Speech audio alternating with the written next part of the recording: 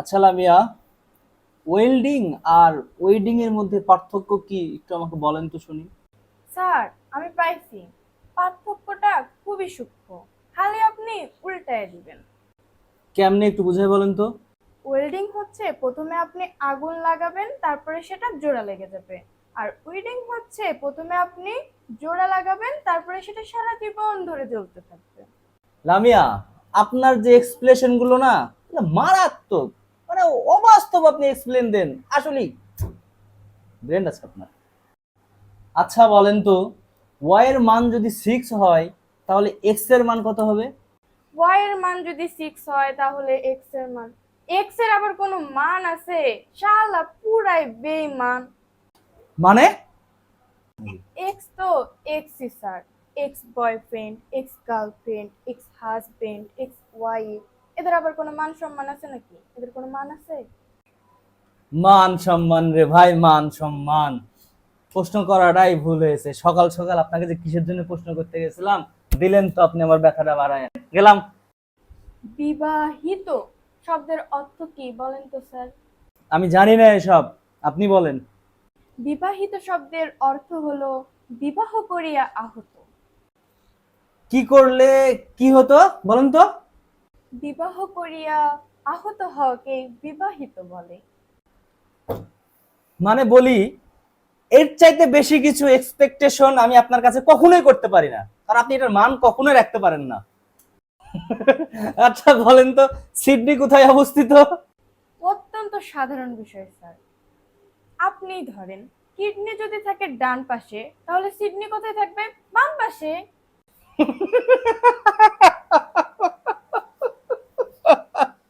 আচ্ছা, ইতিহাস পরীক্ষাতে এসেছিল পানিপথের যুদ্ধ কত সালে হয়েছিল, আপনি কি লিখেছিলেন? স্যার, আমি লিখেছি 1525 সালের 1 বছর পরে। আপনি 1526 সাল কেন লেখেন নাই বলেন তো?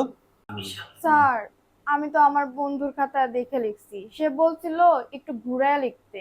তাছাড়া তো নকল ধরা পড়ে যাবে, সেজন্যই আমি একটু ঘুরায় লিখছি। সেজন্যই আমি 1525 সালের 1 বছর পরে লিখছি। আমার বলার কোনো ভাষা নাই বুঝলেন না মিয়া।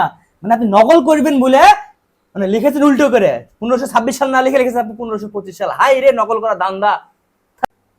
আচ্ছা লামিয়া, সুচ হয়ে ঢুকে ফাল হয়ে বাড়ানোর একটা উদাহরণ দেন তো। স্যার, এটা তো অত্যন্ত সহজ। টিউশন মাস্টার হয়ে ঢুকেন আর জামাই হয়ে বের হয়ে যান। স্যার, আমাদের এসিটা না নষ্ট হয়ে গেছে, সেজন্যই এসি ফাজলাম চালায় করার দিতে জায়গা পান না পারতেছি না। না। আমাকে টিউশন মাস্টারে বলবই। ঢুকে জামা হেবের যাওয়াকে শুয়ে ঢুকে ফালে বাড়ানো মনে হয় না। আচ্ছা বলেন তো, দ্বিতীয় বিশ্বযুদ্ধে জার্মানির আত্মসমর্পণের দলিল কোথায় স্বাক্ষরিত হয়েছিল? কোথায় হবে আবার স্যার? দলিলের শেষ পাতায়। দলিলের শেষ পাতায় না? আচ্ছা, অনেক হয়েছে, আজান না, বহুত পড়াইছি আপনাকে, থাকেন থাকেন, আমি চলে গেলাম। আসলে আমি এটাই বুঝি না, আপনি স্কুলে যান কিসের জন্য বলেন তো? স্কুলে মানুষ কিসের জন্য যায়? স্কুলে মানুষ যায় শিক্ষার জন্য, আমিও সেজন্য শিক্ষার জন্যই যাই। ওরে বাবারে, ও নাকি যায় শিখার জন্য। আরে ভাই, শিখার জন্যই যদি যান তাহলে আপনি স্কুলে যায় ঘন কিসের জন্য, হ্যাঁ? স্যার, শুনেন স্যার, যেদিনই আমি ঘুমায় যাই না সেদিনই স্কুলে শিক্ষা আসে না। কি হয়েছে ভাই, কে আসে না বললেন আপনি?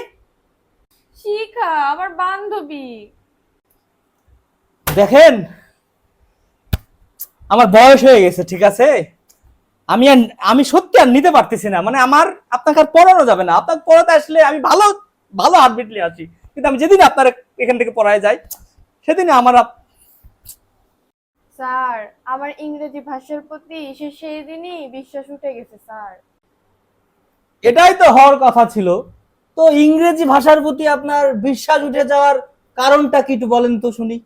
স্যার, আমার ইংরেজি ভাষার প্রতি তো সেই দিনই বিশ্বাস উঠে গেছে যেদিন জানতে পারছি সাইকোলজি বাংলায় বানানে এসও নাই সিও নাই, মানে এস দিয়েও শুরু না, সি দিয়েও শুরু না।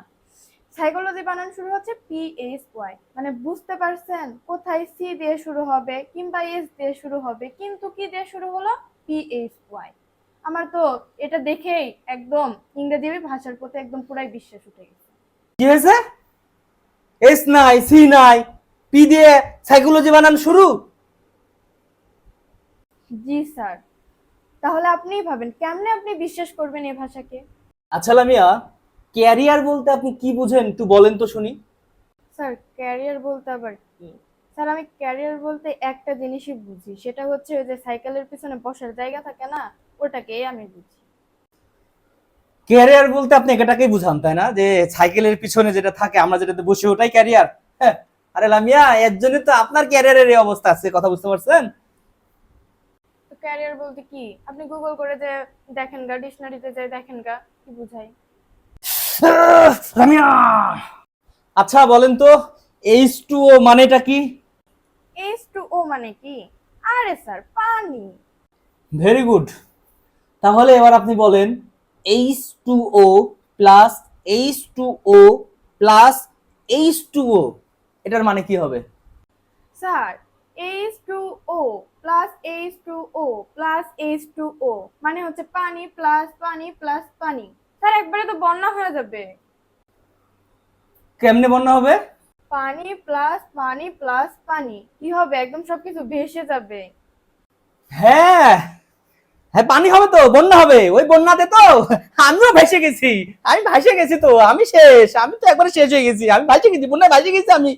স্যার আপনি তো শুধু কথায় কথায় বলেন কবি বলেছে কবি বলেছে। স্যার আপনি জানেন নাকি আমিও এক জায়গায় না দেখেছি কবি বলেছে। ওমা লামিয়া, তাই নাকি? তো কবি কি বলেছেন বলেন একটু শুনি।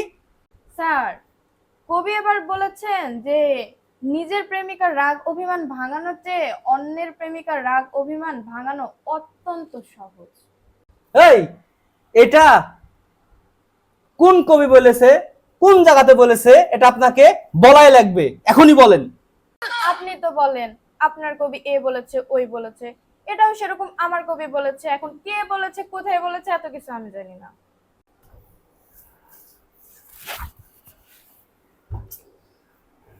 আপনি যে এইরকম যে আপনি ফাজিল, আমার চাইতে এটা কেউ ভালো বুঝে না, বুঝলেন? আপনি এত ফাজলামো শুরু করেছেন।